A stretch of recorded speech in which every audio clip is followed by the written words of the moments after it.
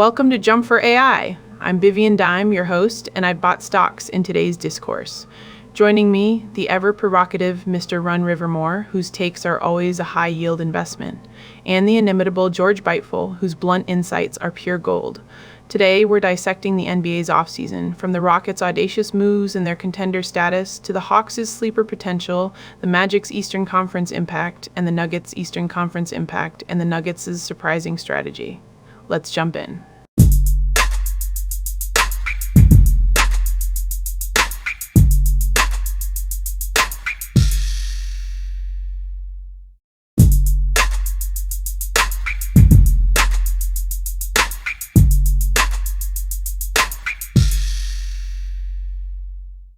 We begin today's discourse by meticulously dissecting the Houston Rockets' truly remarkable offseason acquisitions, which have certainly piqued the interest of many market analysts. The Houston Rockets' 2025 offseason, a truly transformative period, unequivocally signals their audacious pivot from a protracted rebuilding phase to immediate championship contention.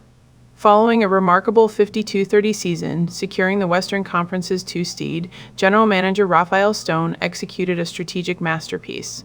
The cornerstone, of course, is the acquisition of the venerable 15-time All-Star Kevin Durant in an unprecedented 7-team trade.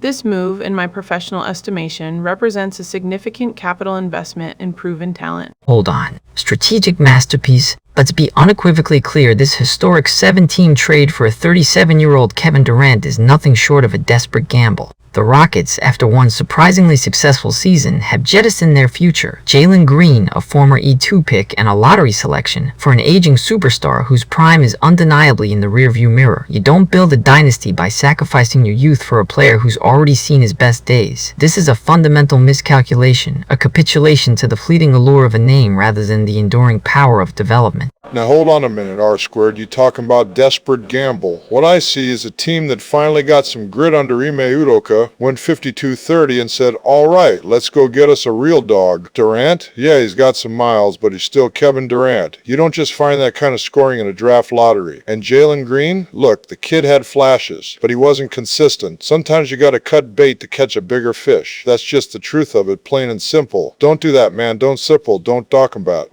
While Mr. Run's skepticism is noted, the intricate nature of this 7-team mega deal, primarily for CBA compliance and salary cap restructuring, highlights the extreme complexity of modern NBA transactions. This wasn't merely a player-for-player exchange, it was sophisticated financial engineering. The inclusion of numerous teams, even for minor player or pick rerouting, suggests that a simpler 2-team framework would have been insufficient.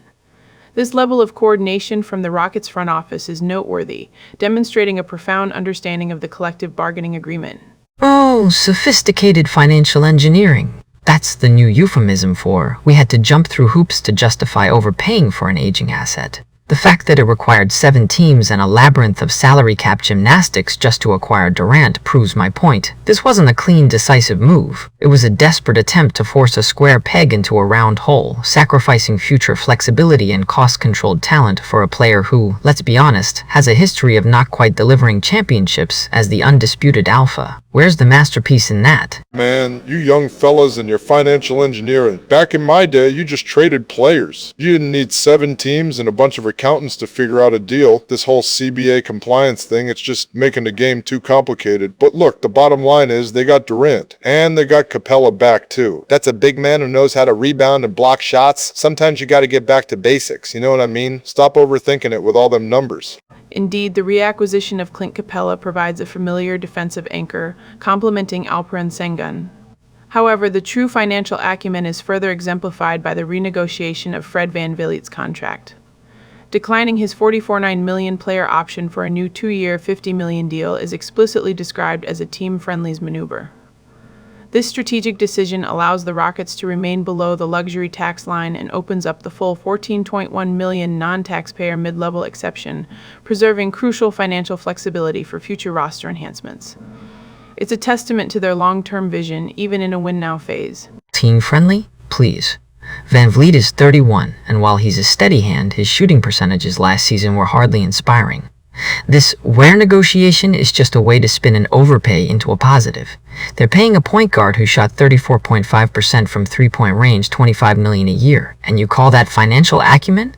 It's a band-aid on a bullet wound. They're trying to patch up their cap sheet after blowing it on an aging superstar, and now they're stuck with a veteran guard who's past his prime. This isn't flexibility, it's desperation dressed up as prudence. Now, R squared, you talking crazy again. Fred VanVleet is a pro. He's a leader. You need guys like that in the locker room, especially when you got a bunch of young bucks. He ain't going to give you 30 every night, but he's going to play defense, he's going to make the right pass, and he's going to hold guys accountable. That's what a steady hand means. And if he took a little less to help the team, that shows character. That's old school basketball right there. Putting the team first. You don't see that much anymore with all these super teams and player. You don't see that much anymore with all these super teams and player auctions. Let go. Mr. Biteful articulates a valid point regarding veteran leadership. Furthermore, the trade of Cam Whitmore, despite his flashes of potential for 2 second-round picks, is quite revealing. The information indicates he struggled to carve out a permanent role due to Houston's deep, defense-oriented rotation. This suggests that even highly talented young players who do not align with the established team identity or Coach Udoka's philosophy will be moved. It signifies a mature organizational strategy where roster construction is guided by specific roles and a coherent team identity, rather than simply accumulating raw talent. This focus on fit and role clay. Oh, mature organizational strategy. Or perhaps a glaring indictment of their player development and evaluation. You draft a player 20th overall, he shows flashes of potential, and then you jettison him for 2 second-round picks because he's struggled to carve out a role? That's not a mature strategy, that's admitting you either drafted the wrong player or failed to develop him. It's another example of the Rockets' short-sightedness, prioritizing immediate, albeit questionable, fit over nurturing genuine young talent. This is how you end up with a roster full of aging role players and no future. Look, I feel for the kid, Whitmore. He got talent, no doubt. But sometimes, a player just ain't a fit. It's like trying to put a square peg in a round hole, like Viv said. Udoka, he wants guys who play hard, who play defense. If you ain't gonna do that, then you ain't gonna play.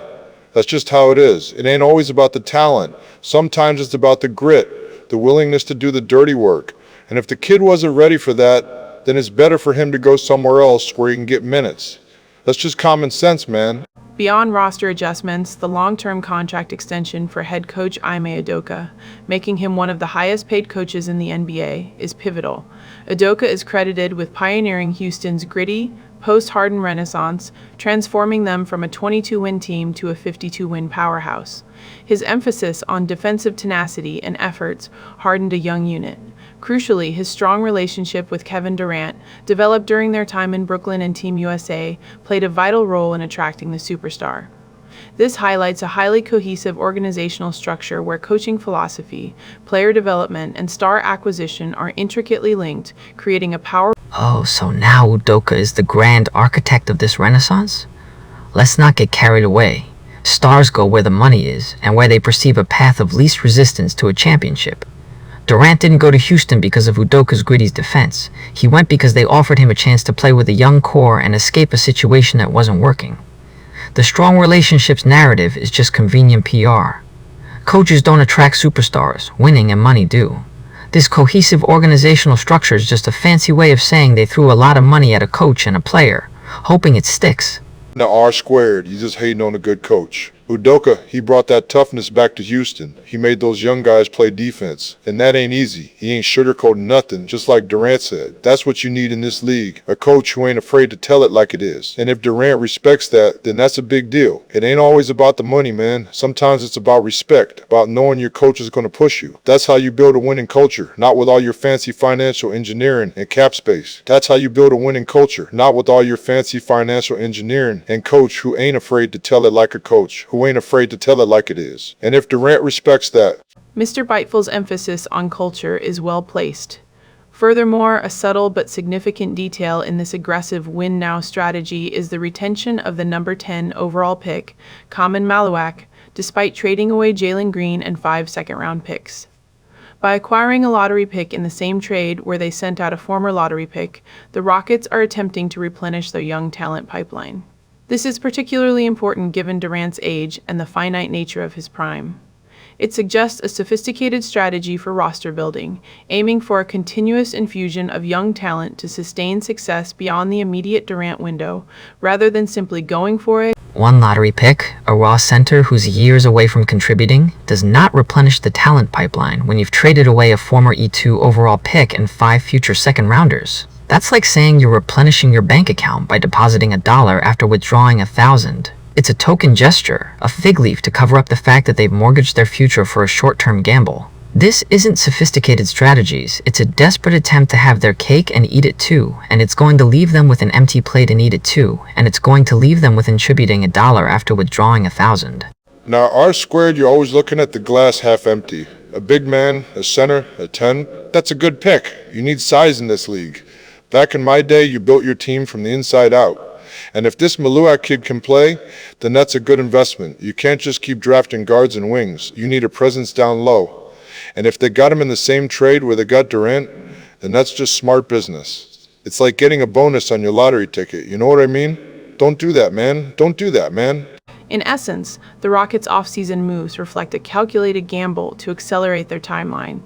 By prioritizing immediate impact and veteran leadership over the continued development of certain young prospects, Houston has positioned itself as a formidable force in the Western Conference.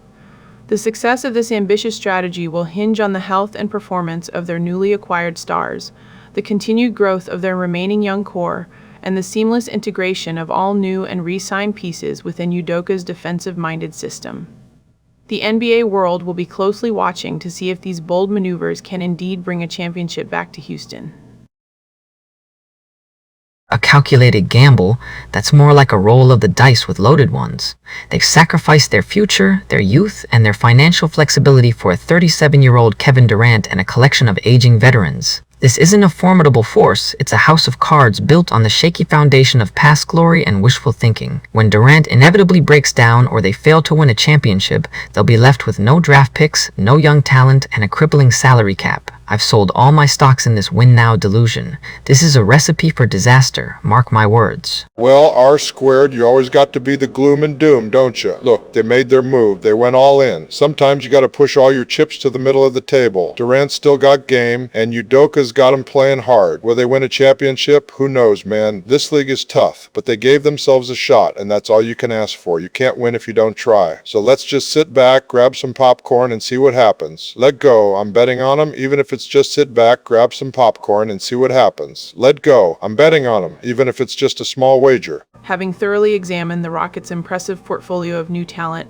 the pertinent question now arises: how will these substantial investments fare when pitted against the established contenders in the NBA's competitive landscape?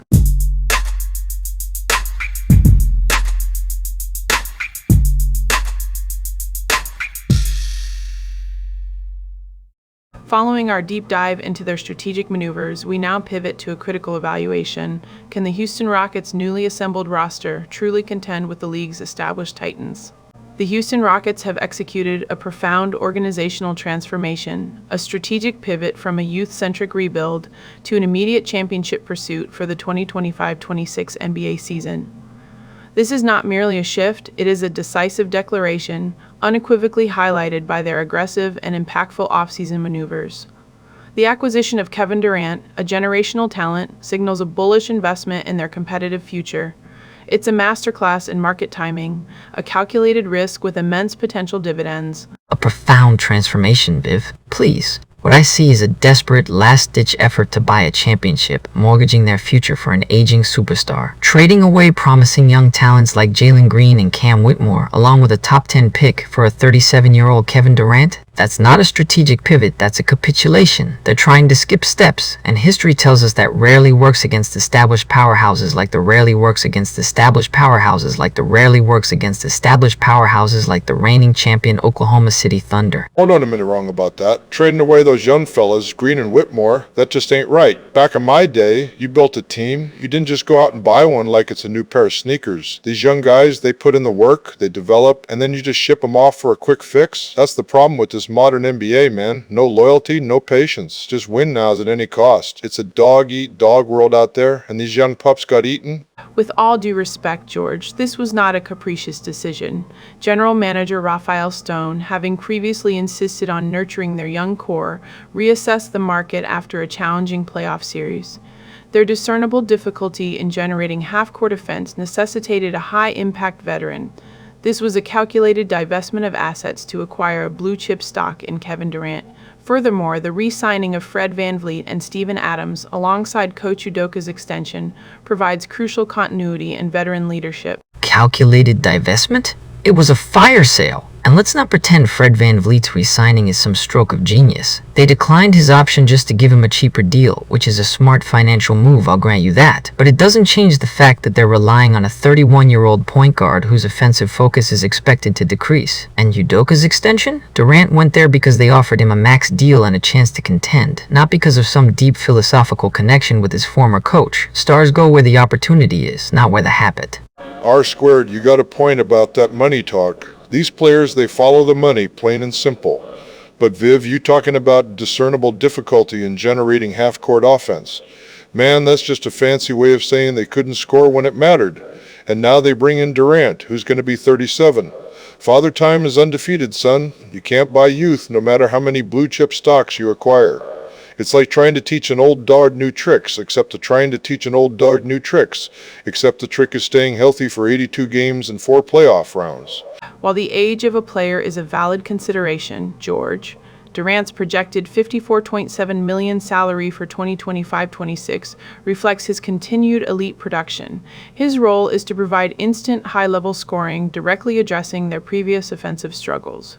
Moreover, the strategic structuring of contracts like VanVleet's was explicitly designed to provide financial flexibility, positioning the Rockets to avoid luxury tax implications and facilitate a potential extension for Durant after next season. This is astute financial engineering, not mere desperation. Astute financial engineering? They're hard capped at the first apron, Viv.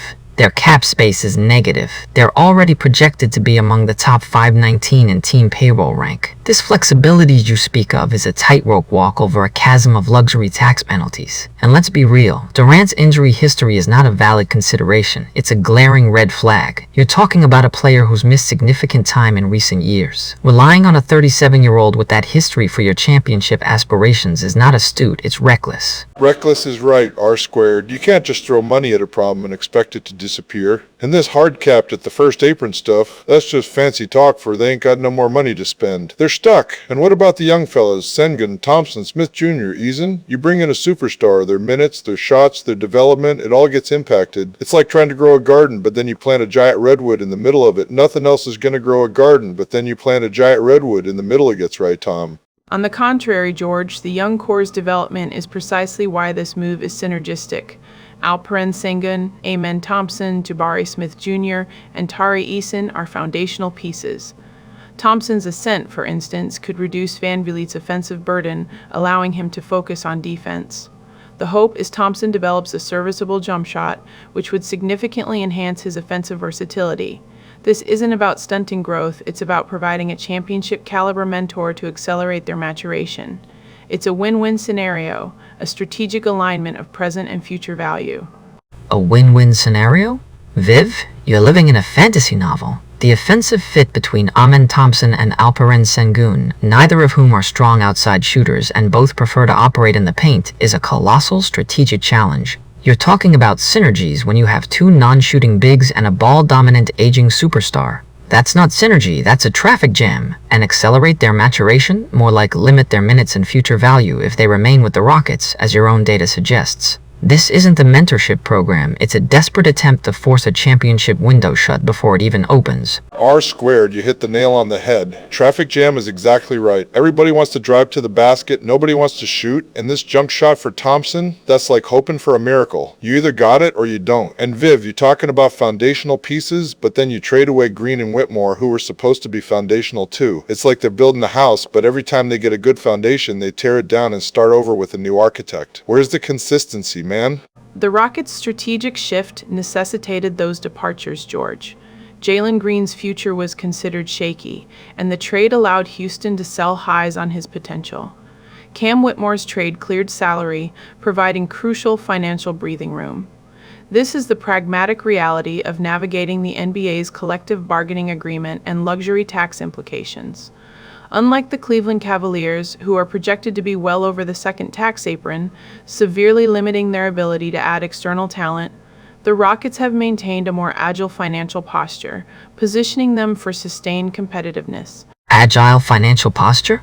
They're still hard-capped, Viv, and you're comparing them to the Cavaliers, who, despite their financial woes, finished with a 64-18 record and are ranked number 2 in the league. The Rockets, with their profound transformation, managed a 52-30 record and a first-round exit. The Thunder, the reigning champions, finished 68-14 and are in an enviable financial position, not luxury taxpayers with a stockpile of draft picks. That's true agility, true sustainability. The Rockets are playing catch-up, and they've paid a premium for it. R-squared, you're preaching to the choir on that one. OKC, they built it right. They got their young fellas, they developed them, and now they're champions without breaking the bank. That's how you do it, not by throwing money at every shiny object and then talking about financial posture. It's like these teams think they can just buy a championship like it's a lottery ticket. You gotta earn it, man. You gotta put in the work. Build that chemistry and let those young guys grow. That's the real transformation, not just swapping out build that chemistry and let those young guys grow. That's the real transformation, not just swapping out players like Trident guys.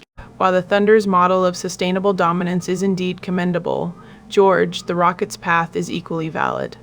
Their 52-30 record and number 2 seed in a highly competitive Western Conference, a stunning improvement from 22 wins, demonstrates Udoka's transformative leadership. His long-term extension, making him one of the highest-paid coaches, underscores the organization's commitment to stability. This isn't merely about acquiring talent, it's about embedding a defensive identity and fostering a winning culture, which Udoka has demonstrably achieved. A winning culture that resulted in a first-round playoff exit against the 7th-seeded Warriors? That's not a winning culture, Viv. That's a participation trophy. And Udoka's extension, while good for him, doesn't magically make Durant younger or solve the team's shooting woes. The Nuggets, led by an MVP, pushed the Thunder to 7 games in the second round. The Knicks have assembled a strong core despite their financial challenges. The Rockets are a contender, yes, but they're still behind the true elite. They're a good stock, but not a blue-chip one yet. R-squared, you got a point about that first-round exit. You can talk about winning culture all you want, but if you ain't winning when it counts, it's just talk. And Udoka, he's a good coach, no doubt, but he ain't a magician. He can't make those shots go in if the players ain't got them. And this defensive identity, that's great and all, but you got to score points to win games. It's like trying to win a boxing match by only dodging punches. You got to throw some of your own, man.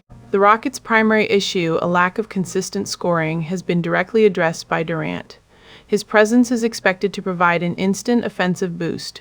While concerns about shooting consistency outside of Durant persist, the continued development of strong on-ball defenders like Tari Eason and Amen Thompson ensures their defensive prowess remains intact. The ultimate success of this strategic pivot hinges on the seamless integration and sustained health of their new-look roster, particularly the synergistic relationship between Durant and their ascending young core. It's a high-stakes game, but the Rockets have positioned themselves for a significant return on investment. A significant return on investments for a team that's already hard-capped and relying on a 37-year-old with a history of injuries. That's not an investment, Viv. That's a gamble. The Thunder are the first back-to-back champions since the 2017-18 Warriors, and they did it with youth, depth, and financial flexibility. The Rockets are trying to replicate a bygone era of super teams, and the league has evolved. Their path to a championship is fraught with challenges, and I predict they'll fall short against the true titans of the league. It's a bold move, but ultimately a losing one. R-squared, you ain't wrong about that gamble. It's like putting all your chips on one number at the roulette table. And Viv, you talking about seamless integration and synergistic relationship, but that's just coach speak for we hope these guys don't hate each other. You bring in a superstar and suddenly everybody else's role changes. It ain't always smooth sailing. And sustained health? Man, that's the biggest gamble of all. You can't control that. They made their bed, now they gotta lie in it. And it might be a very uncomfortable bed. While the Rockets are certainly making a bold statement with their aggressive market plays, let us now shift our analytical lens to a franchise that has quietly, yet profoundly, enhanced its valuation, the Atlanta Hawks, whose off-season moves might just be the biggest sleeper investment of the year.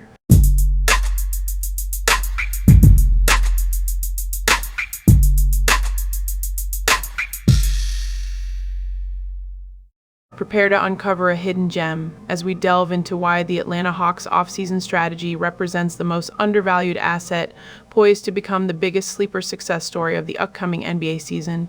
The Atlanta Hawks, a franchise at a critical juncture, concluded their season with a rather underwhelming 40-42 record and an ignominious exit in the play-in tournament. This outcome, despite a litany of injuries, starkly illuminated profound systemic deficiencies, a defense as porous as a sieve, persistent turnover issues, and a tactical shallowness that severely curtailed their on-court versatility.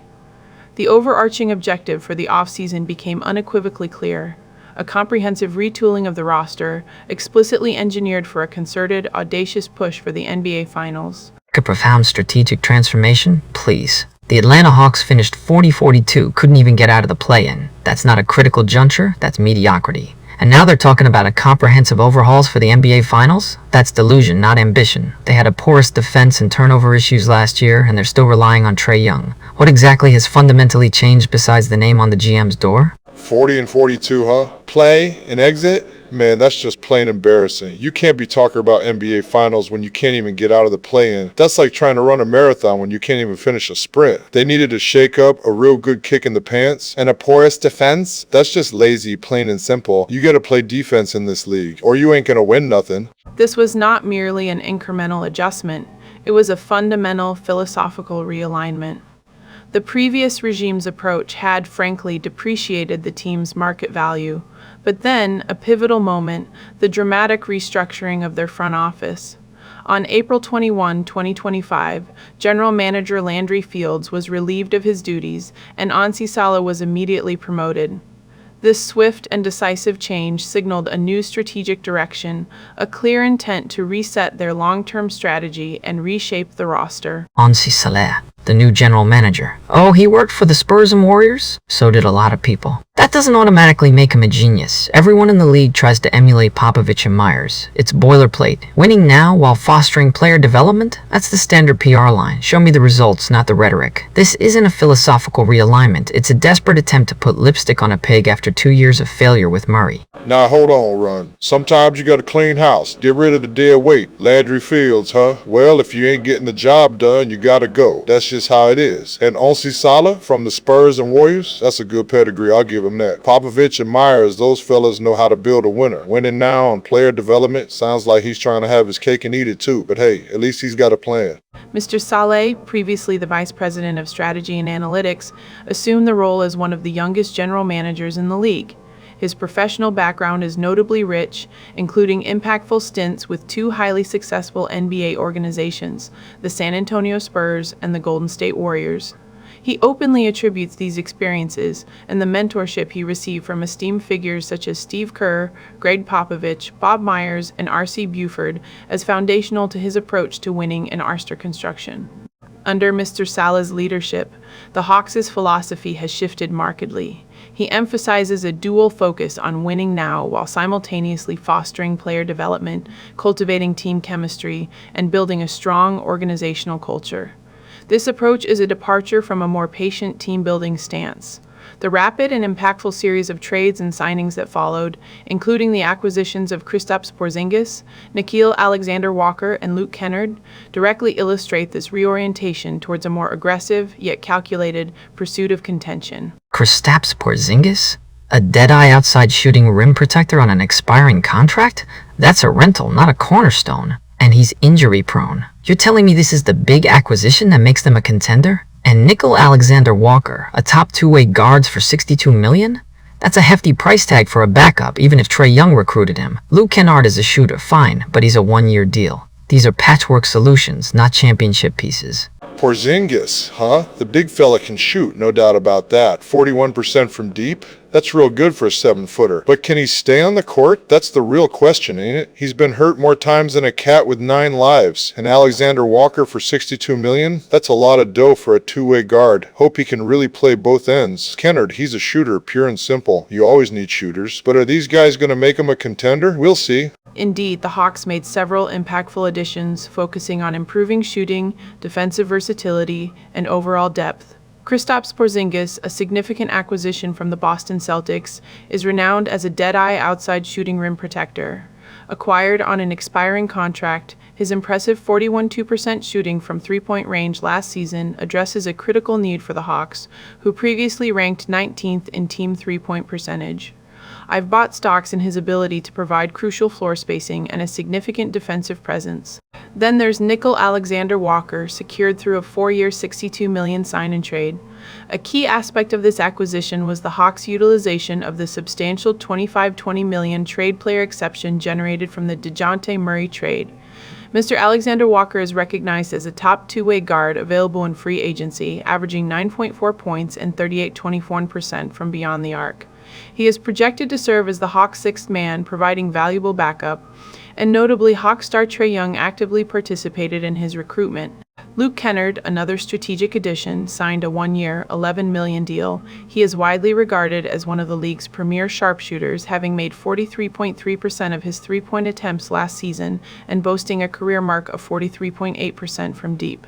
His presence provides essential guard-forward depth and elite perimeter shooting, aligning with Atlanta's focus on improving offensive efficiency. It's a clear investment in perimeter prowess. And yes, Trae Young also played a role in his recruitment, a testament to player empowerment. The Hawks also demonstrated a significant commitment to Jalen Johnson by signing him to a long-term extension, solidifying his status as a core piece of the franchise's future. This is a clear signal of their long-term investment in homegrown talent. While some might focus on the divestments, the strategic shedding of previous core players like DeJounte Murray, DeAndre Hunter, and Clint Capella was equally crucial.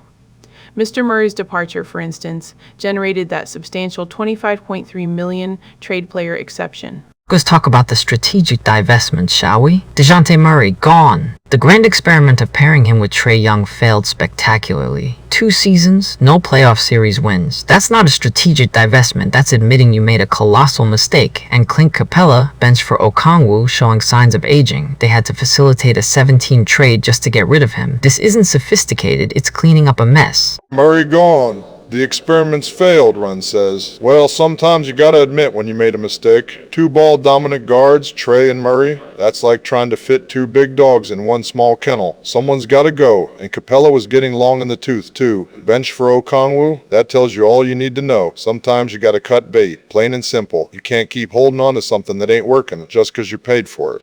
This TPE was instrumental in acquiring Mr. Alexander Walker, demonstrating a sophisticated approach to asset management. While Mr. Murray averaged a career-high 22.5 points, his departure signaled the end of the Hawks' experiment of pairing 2 ball-dominant guards.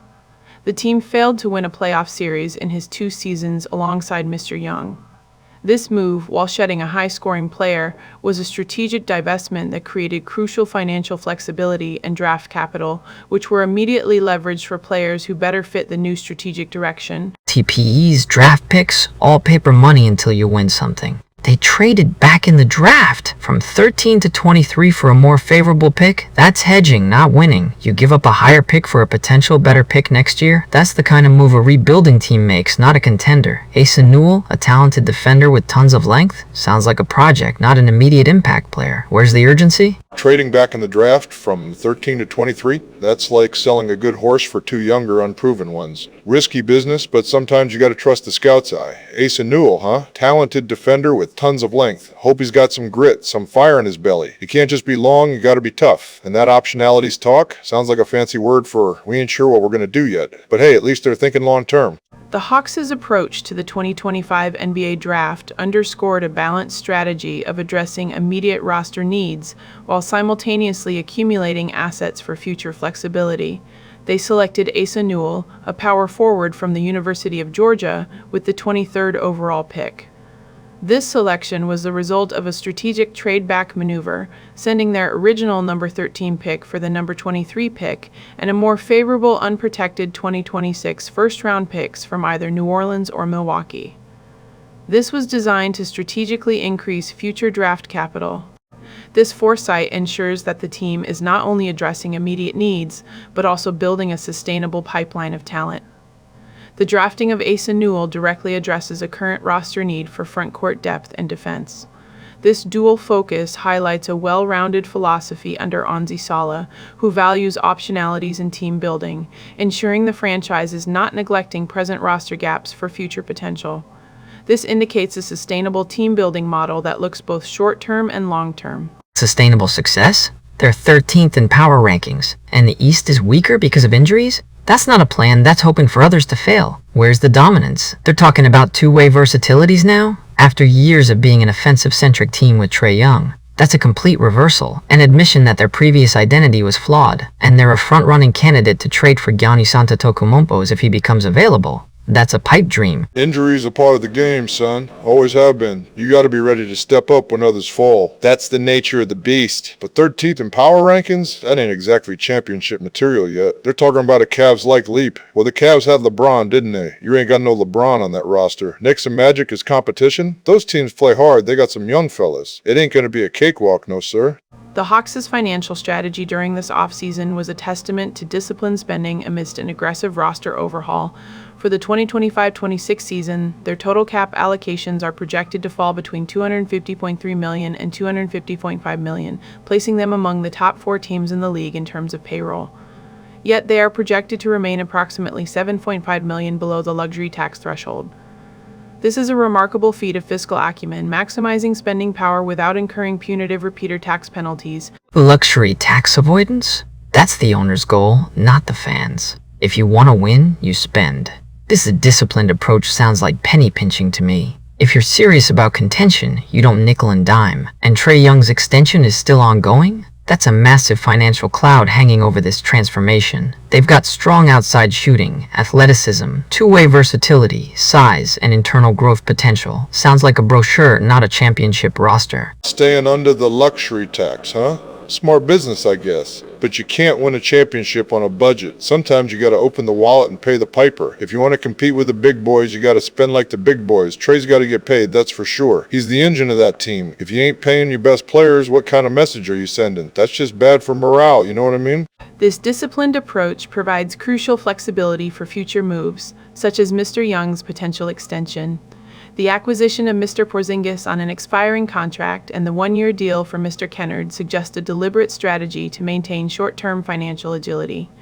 This allows the front office to assess the new roster's chemistry and performance before making further long-term commitments, ensuring future-informed decisions regarding extensions and free agency pursuits are not burdened by immovable long-term money. It's a masterclass in optionality. The Hawks have demonstrably improved their perimeter shooting and enhanced defensive capabilities, directly addressing their previously porous defense. The core group, featuring Mr. Young, Mr. Johnson, Mr. Daniels, Mr. Risasher, and Mr. Okongwu, is now complemented by veteran talent that fills specific roles. Mr. Young, in particular, is perceived as finally having the necessary supporting cast to maximize his offensive impact. The Eastern Conference is perceived as entering the 2025-26 season in a state of flux, with significant injuries to key players. This situation, where the East is described as much weaker, presents a clear window of opportunity for the Hawks to ascend. They are now considered a contenders within this landscape, boasting strong outside shooting, athleticism, two-way versatility, size, and internal growth potential. In recent NBA power rankings, the Hawks are positioned at 13th overall, but they are also identified as a team capable of making a Cavs-like leap, suggesting a high potential for upward mobility. I bought all my stocks in this new trajectory. A Cavs-like leap? That's pure speculation. They're still relying on Trae Young, who hasn't proven he can lead a team deep in the playoffs. This is just another retool, not a true contender. They've shuffled the deck, but the Joker is still in play. Until they prove they can win when it matters, against top-tier competition, this is just more talk. I've sold all my stocks in this new chapter. It's the same old story, just with different supporting characters. This two-ways identity they're talking about, that's what you need to win. You can't just be a fancy offense and expect to get by. Defense wins championships, always has. And they're talking about Giannis? Man, that's a big fish to fry. You don't just go out and get a Giannis. That's a dream, not a plan. But at least they're aiming high. You gotta have dreams, even if they're a little far-fetched. Look, they made some moves. They got some shooters, some defenders. It ain't gonna be easy, but at least they're trying something different. You can't keep doing the same thing and expect different results. That's just foolish. They're trying to build a culture, get some chemistry. That's important. It's not just about the talent, it's about how they play together. That's what separates the good teams from the great ones. I'm cautiously optimistic, you know what I mean?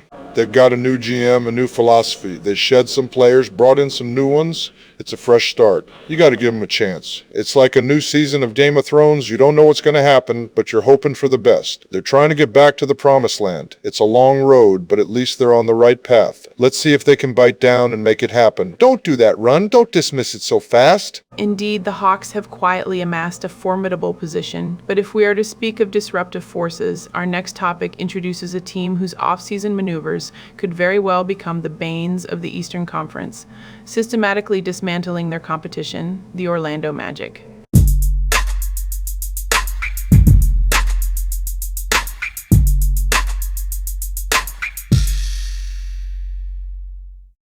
We now turn our attention to the Orlando Magic, whose calculated off-season adjustments appear designed to become the formidable banes of the Eastern Conference, poised to dominate their adversaries.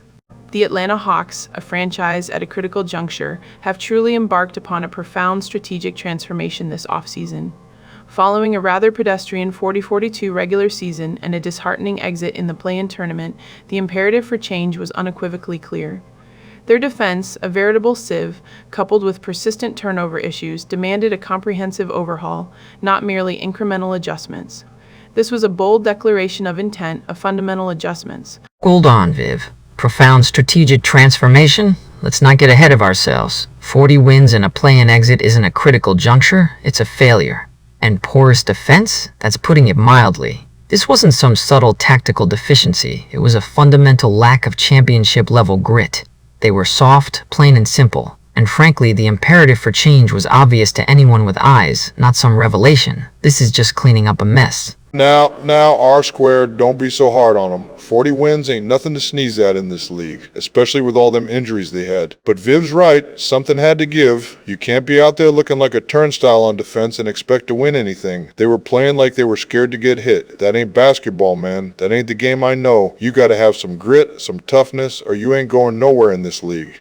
Indeed, George, the true inflection point, the strategic pivot, arrived with the appointment of Onsi Sala as general manager. His ascension, swift and decisive on April 21, 2025, signaled a new philosophical direction. Sala, a prodigious talent from the strategic echelons of the San Antonio Spurs and Golden State Warriors, brings a pedigree steeped in championship-caliber organizational architecture. His mentorship under luminaries like Popovich and Myers is a significant equity investment in the Hawks' future. Pedigree? Please. Every new GM comes in talking about culture and philosophy. Salah's just the latest flavor of the month. He's talking about winning now while simultaneously fostering player development. That's a contradiction in terms, Viv. You either commit to winning or you commit to developing. You can't have it both ways, not in this league. It sounds like a marketing slogan, not a strategic blueprint. It's a classic case of trying to have your cake and eat it too. Let go R-squared. The man's got a plan. You gotta have a vision, even if it sounds like something out of a corporate retreat. And look, he ain't wrong about Pop and Myers. Those fellas know how to build a winner. But winning now and developing talent, that's a tightrope walk, man. You gotta have some real guts to try and do both at the same time. I like that fire, though. He ain't scared to make some tough decisions. That's what a real leader does. His actions, Mr. Runn, speak far louder than any mere rhetoric. The immediate, impactful series of transactions, particularly the divestment of DeJounte Murray, was a masterclass in strategic asset management.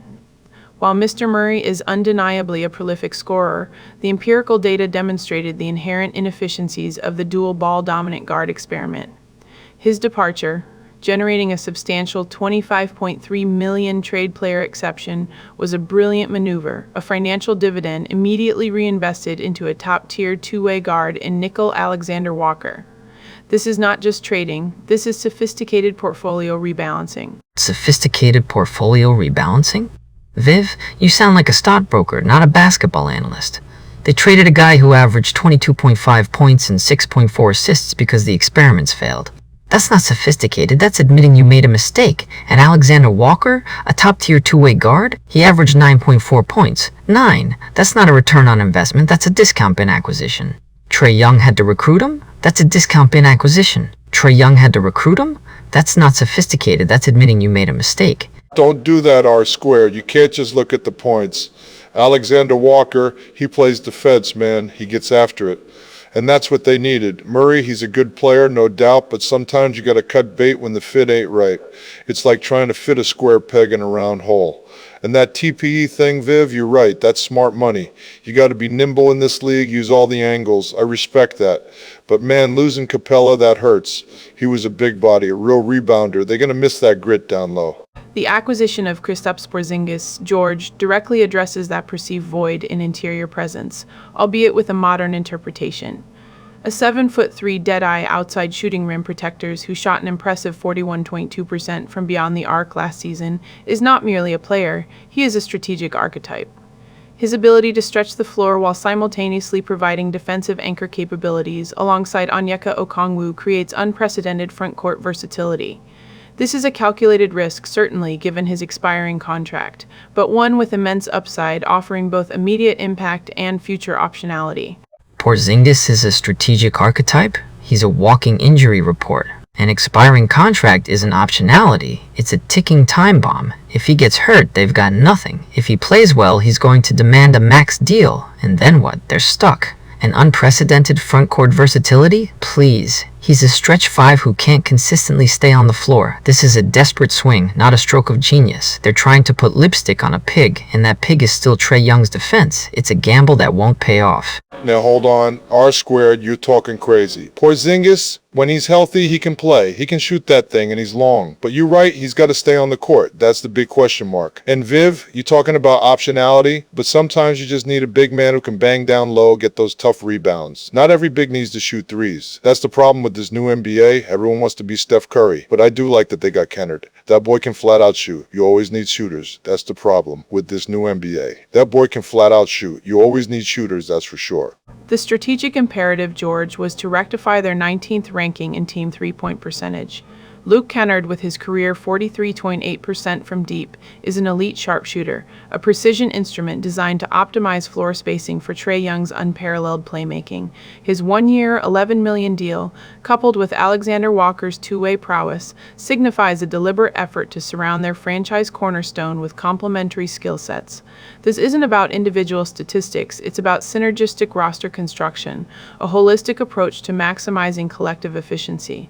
And the long-term extension for Jalen Johnson, projected at $30 million annually, solidifies Synergistic roster construction? You're building a team around Trae Young, a defensive liability who can't win a playoff series without another star carrying him. Kennard is a shooter, sure, but he's a defensive cone. Alexander Walker is fine, but he's not moving the needle. And Jalen Johnson's extension? $30 million a year for a guy who's still developing? That's a massive gamble, Viv. They're investing heavily in a core that has proven nothing. This isn't a championship roster, it's a slightly better play-in team at best. Don't tell me this is a contender. Don't do that, R squared. Jalen Johnson, that boy's got potential. He plays hard, he's athletic. You got to pay for potential in this league now. And Kennard, yeah, he can shoot. You always need guys who can knock down shots. But you're right, Viv, it's all about Trae. Can he lead him? Can he play defense when it matters? That's the million-dollar question. You can bring in all the shooters and two-way guys you want, but if your main guy ain't committed on both ends, you ain't going nowhere. That's just facts, plain and simple. The commitment to a balanced two-way roster is precisely what Anzi Salah is cultivating, George. His philosophy emphasizes optionalities in draft selections, a testament to long-term asset management. The trade back in the 2025 draft, sending their original number 13 pick for the number 23 and a more favorable unprotected 2026 first-round picks from New Orleans or Milwaukee, was a shrewd move. It ensures future flexibility, a crucial component for sustainable success, while still adding a promising defensive prospect in Asa Newell. This is not merely about immediate gains, it's about building a robust, adaptable organizational framework. Optionality? That's a fancy word for kicking the can down the road. They traded out of the lottery for a pick that might be valuable next year. That's not aggressive, that's hedging your bets. And Asa Newell, a promising defensive prospect? Every team drafts those guys. They need stars, Viv, not optionalities and defensive prospects. This is a team that just failed to make the playoffs, and they're acting like they're building for 2030. The East is weak, they say? That's just an excuse for mediocrity. Let go, R squared. Sometimes you got to play the long game. You can't just throw all your chips in every year. And a future first-round pick, That's real currency in this league. But I hear you, man. You gotta win now, too. It's a tough balance. And Newell, if he can play defense, that's a start. But you ain't gonna win a championship with just defense. You gotta score, too. And you gotta have some dogs, some guys who ain't afraid to get dirty. That's what I want to see from this team. And the financial landscape, George, demonstrates a remarkable fiscal discipline amidst this aggressive overhaul. Despite projecting among the top 4 teams in payroll, the Hawks are poised to remain approximately $7.5 million below the luxury tax threshold. This is not cheap, Mr. Run. This is strategic acumen. Leveraging trade exceptions like the $25.2 million used for Alexander Walker allows for significant roster adjustments without incurring punitive repeater tax penalties. This financial agility is paramount for future moves, including Trae Young's potential extension, ensuring sustained competitive relevance without fiscal encumbrance. Fiscal discipline? They're spending $250 million and still can't get over the luxury tax line? That's not discipline, that's just barely staying afloat. And financial agilities is a nice way of saying they're not willing to pay the price for a true superstar. They're building a team that's good enough to make the playoffs, maybe win a round, but not good enough to contend. And Trae Young's extension? If he's not willing to commit to defense, they shouldn't commit to him long term. That's just throwing good money after bad. It's just throwing good money after bad. It's a recipe for stagnation. Don't do that, R-squared. Staying under the tax, that's small business, man. You don't want to be paying all that extra money for nothing. And those trade exceptions, Viv, you're right. That's how you stay flexible. But I agree with R-squared on one thing. If you ain't gonna pay for a superstar, you better have a damn good plan to win without one. And Trae, he's gotta show more. He's gotta be a leader, not just a scorer. That's what separates the good from the great. That's the real test. The competitive outlook, George, is undeniably optimistic. The Eastern Conference, currently experiencing a significant flux with key injuries to stars like Halliburton and Tatum, presents a clear window of opportunity. The Hawks, now boasting enhanced perimeter shooting, two-way versatility, and internal growth potential, are positioned to make a substantial leap. While currently ranked 13th, the potential for a Cavs-like leaps is palpable. This strategic retooling aligns perfectly with the evolving landscape, allowing them to capitalize on a competitive vacuum and ascend to a top-tier position. A Cavs-like leap? That's pure fantasy, Viv. The weak East narrative is a crutch for teams that aren't good enough. Injuries happen. You don't build a championship team hoping your rivals get hurt. And top-tier position? They're 13th in power rankings. Their primary competition is the Knicks and Magic. Those aren't championship contenders either. This is a team that's hoping to sneak into the second round, not compete for a title. This is a team that's hoping to sneak into the second round, not compete for a title. This is the same old Hawks, just with different role players. It's 13th in power rankings. Let go, R-squared. You always got to look for the silver lining.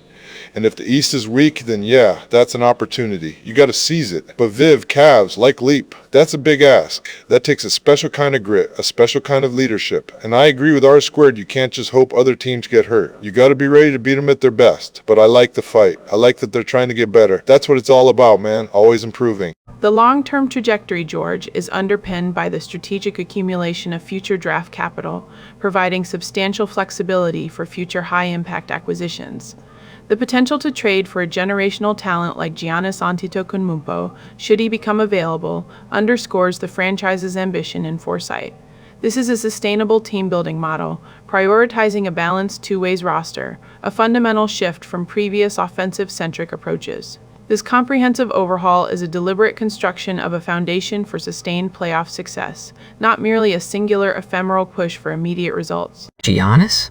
That's a pipe dream, Viv. Every team wants Giannis. And sustainable team-building model? They just blew up their roster. That's the opposite of sustainable. They're hoping for a Cavs-like leap and dreaming of Giannis, but they're still stuck with Trae Young as their best player. Until they address that fundamental issue, they're just rearranging deck chairs on the Titanic. This isn't a path to contention, it's a path to contention. It's a path to perpetual mediocrity, dressed up in fancy analytics. It's a smokescreen. Don't do that, R-squared. Giannis is a monster, man. You gotta dream big. But you're right, it's a long shot. And sustainable team building, that's what every GM says. But it's hard to do in this league. You gotta have some luck too. But I like that they're trying to build a two-ways team. That's how you win championships. You gotta play defense, man. That's the real secret. Not all these fancy stats and analytics. Just play hard, play together, and play defense. Indeed. George, the emphasis on a balanced roster, capable of excelling on both ends of the floor, is the cornerstone of Ansi Salah's vision. This strategic realignment, moving beyond the purely offensive-centric approach that often characterized previous iterations of the Hawks, is a direct response to the empirical evidence demonstrating that robust defense is a prerequisite for deep postseason runs. This is a deliberate, calculated effort to elevate the franchise into a legitimate contender within the evolving Eastern Conference landscape, a testament to a forward-thinking strategic vision that prioritizes long-term competitive consistency. Long-term competitive consistency? They're still a fringe playoff team, Viv. They haven't proven anything yet. All these strategic realignments and philosophical shifts mean nothing until they actually win something. They've got a new GM, a few new role players, and a lot of hope. That's not a championship formula. That's just another off-season of hype. I'll believe it when I see it, and frankly, I'm not holding my breath. This is just more of the same old song and dance. Let go, R squared. You always got to be a hater. But I hear you. Talk is cheap. You got to go out there and do it. But I like what Saul is trying to do. He's trying to build a real team, not just a collection of talent, and that's what it takes. You got to have heart, you got to have grit, and you got to play together. That's the only way you're going to win in this league. And if they can do that, then maybe, just maybe, they got a shot. But it ain't going to be easy, that's for damn sure. The meticulous orchestration of this offseason, George, from the targeted acquisitions to the shrewd divestment of previous core pieces, reflects a profound understanding of the intricate dynamics of roster construction and financial management. The disciplined approach to remaining under the luxury tax, coupled with the strategic accumulation of future draft assets, positions the Hawks not merely for a singular push, but for sustained competitive relevance. This is a masterclass in navigating the complex currents of the NBA, a testament to a clear and forward-thinking strategic vision that aims for nothing less than championship contention. Masterclass? They traded away a starting point guard and a starting small forward and brought in a bunch of injury-prone shooters and defensive specialists. That's not a masterclass. That's a desperate attempt to fix a broken system. And sustained competitive relevance? They're still relying on Trae Young to be their primary offensive engine, and he hasn't shown he can lead a team to a championship. This is just more of the same, Viv, just with different faces. The outcome will be the same. It's a predictable faces. The outcome will be the same. It's a predictable failure. Don't do that, R squared. You always got to be so negative. But I get it. You got to prove it on the court. But Viv, you're right. They made some smart moves. They got rid of some contracts, brought in some shooters. That's how you build a team in this league now. It ain't like the old days where you just got a big man and threw it down low. Now you got to have space. You got to have shooting. And if they can get Trae to buy in on defense, then maybe they got something. But it's a big if, man. A real big if. The Magic's strategic positioning certainly suggests a formidable future in the East. However, let us now journey westward to a team that, despite their recent championship pedigree, has made off-season moves that seem to declare, "Forget them kids, we're still here to dominate," the Denver Nuggets.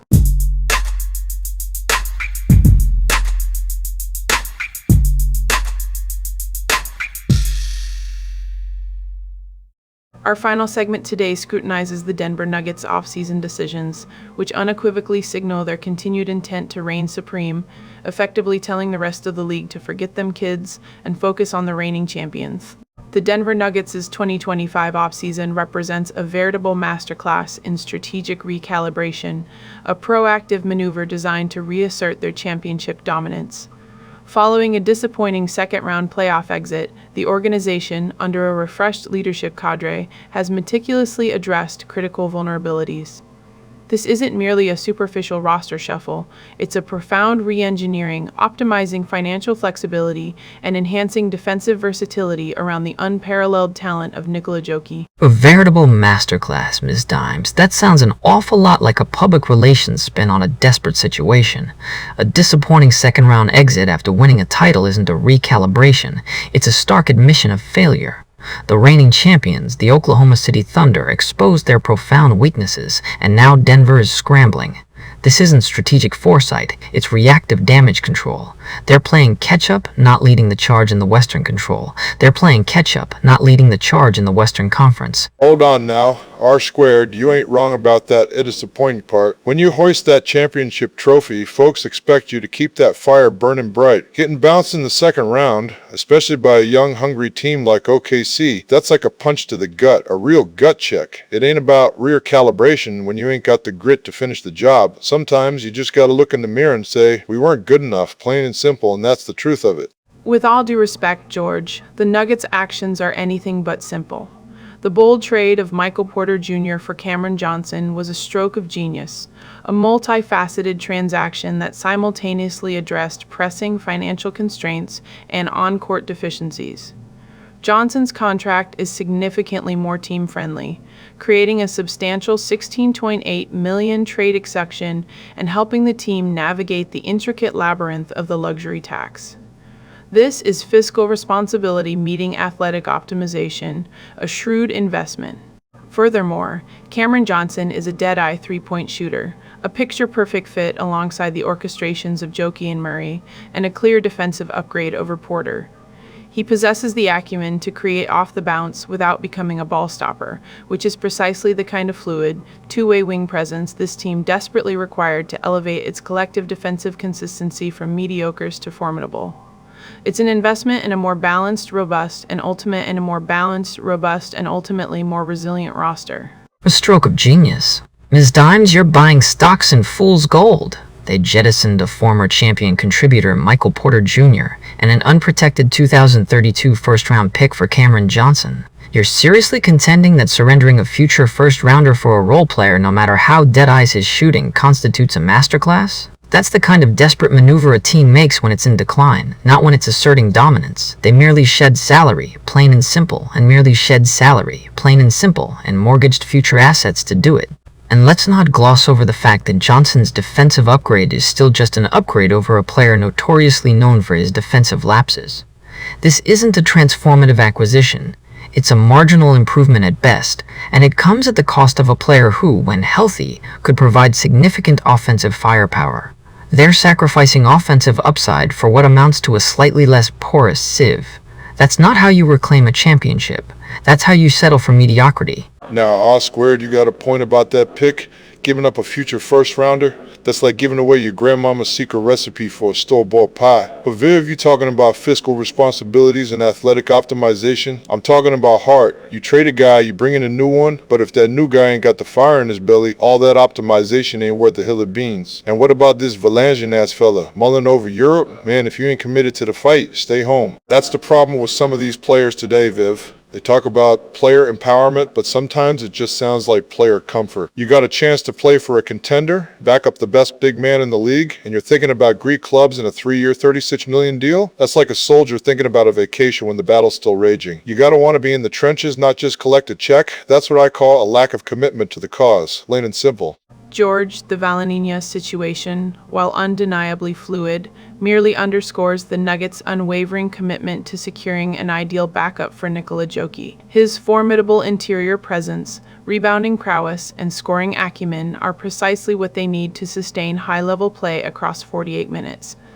And regarding his potential European venture, it's a negotiation, not a definitive lack of commitment. The organization is actively working to secure his presence, demonstrating their resolve to fortify every facet of the roster with precision. Furthermore, their approach to the 2025 NBA draft was equally astute. Opting not to trade into the draft, they instead focused on the undrafted free agency market, securing promising talents like Tamar Bates, an elite shooter from Missouri, compared to Isaiah Joe and Will Barton, and Spencer Jones, noted for his outstanding defensive potential. This strategy allows them to acquire cost-controlled talent that fits specific needs without expending valuable draft capital, aligning perfectly with their immediate contention goals and financial prudence under the new CBA.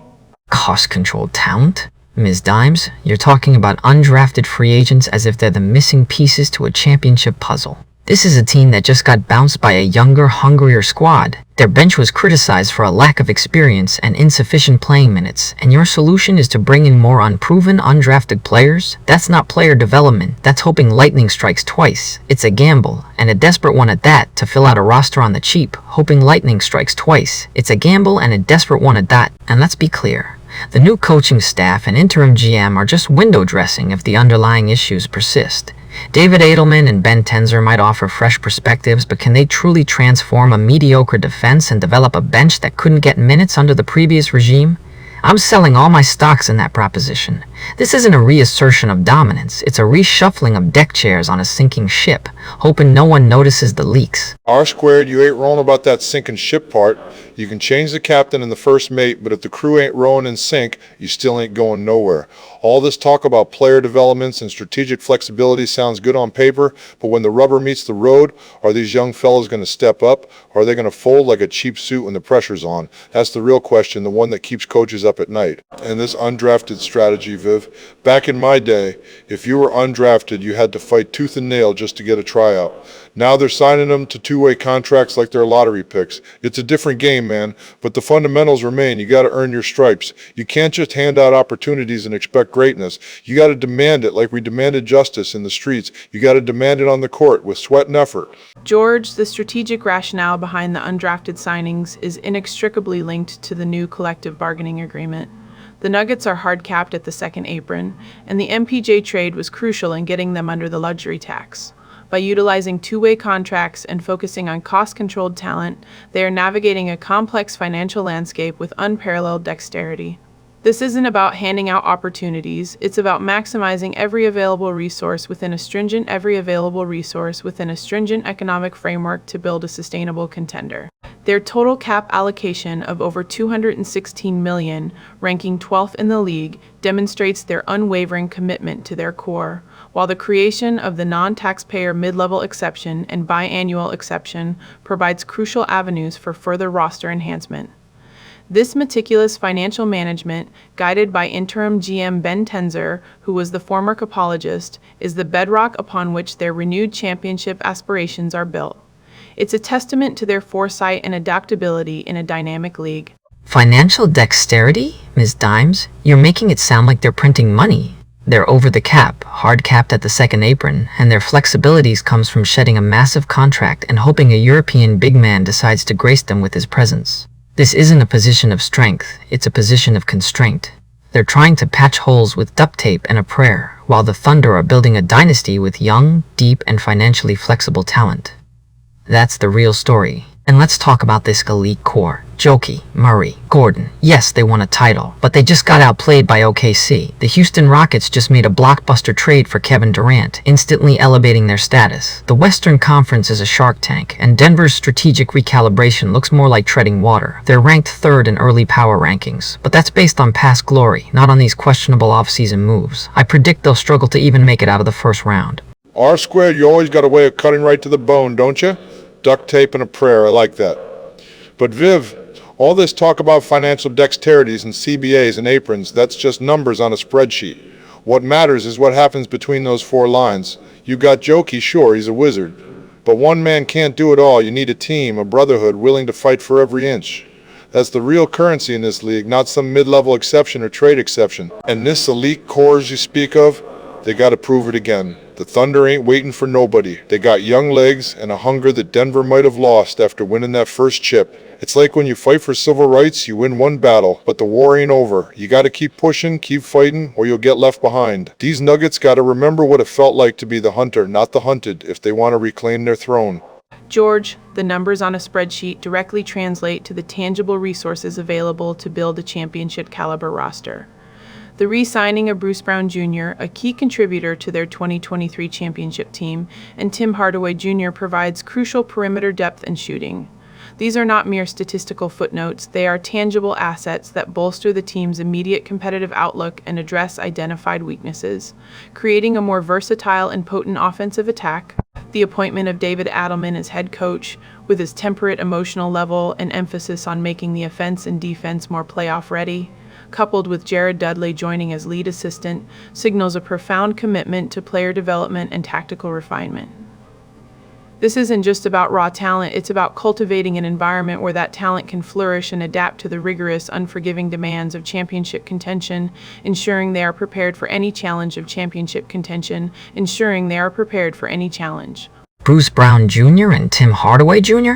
Ms. Dimes, you're talking about role players on one-year deals as if they're the saviors of the franchise.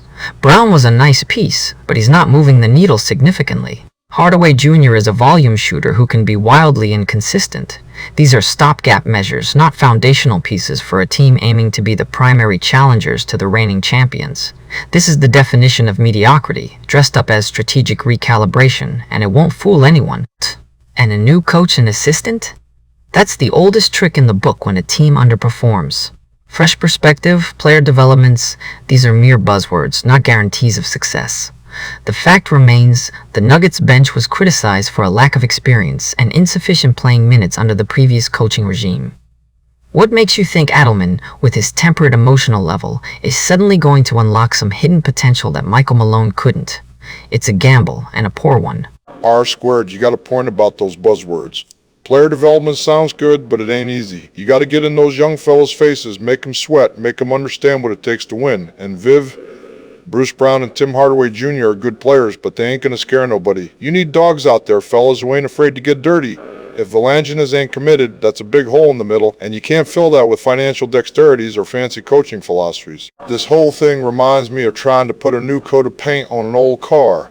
Looks good on the outside, but if the engine's sputtering, you ain't going far. The Nuggets got a great engine in Joe Quiche, but the rest of the parts got to be humming. And if they ain't got that collected defensive intensity, that mediocre defense is going to be their downfall again. You can't win a championship just by being smart with your money. You got to be tough with your play, every single possession. George, the seamless integration of new and returning players, coupled with the continued development of their young bench under the new coaching staff, is precisely the calculated path forward. The Nuggets are not merely relying on past glories, they are evolving, adapting to the league's dynamic landscape. Their current standing as third in early NBA power rankings, behind only the Thunder and Cavaliers, is not based on reputation alone, but on the tangible improvements and strategic foresight demonstrated this offseason, a clear signal of their intent.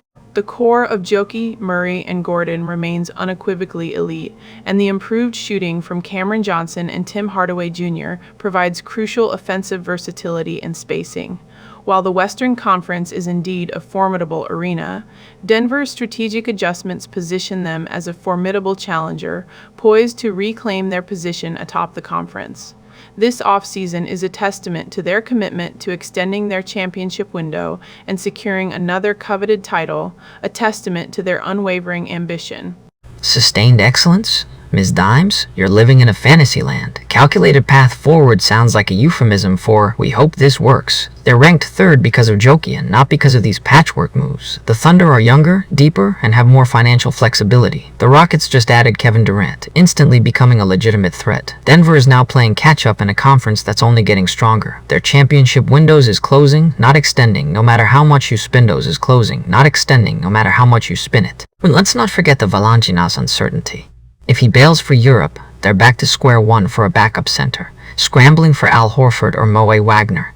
That's not strategic foresight, that's a potential disaster waiting to happen, a glaring vulnerability. The Nuggets are a good team, yes, but they are no longer the dominant force they once were. They've made moves, but they haven't made enough moves to truly contend with the new titans of the West. I'm telling you, they're gonna fall short again. R squared, you always got to be the bearer of bad news, don't you? But Viv, he ain't entirely wrong. Sustained excellence ain't just about signing a few guys and changing coaches. It's about that hunger, that fire, that willingness to sacrifice. If Valanishness goes to Europe, that's a sign right there that not everyone's bought in. You can't buy hard, Viv. You got to earn it every single night, with every rebound, every defensive stop. And if they ain't got that, all this strategic recalibration is just talk. They got the talent, sure, but talent without grit is just potential. And potential don't win championships.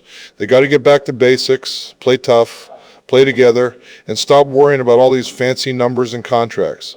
Just go out there and play some damn basketball. That's how you extend the championship window, not by shuffling papers and hoping for the best. You got to fight for it like we fought for our rights.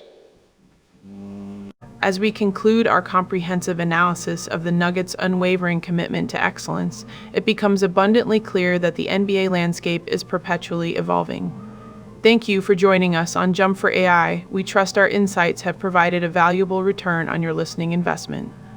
Until next time, this is Vivian Dime, signing off.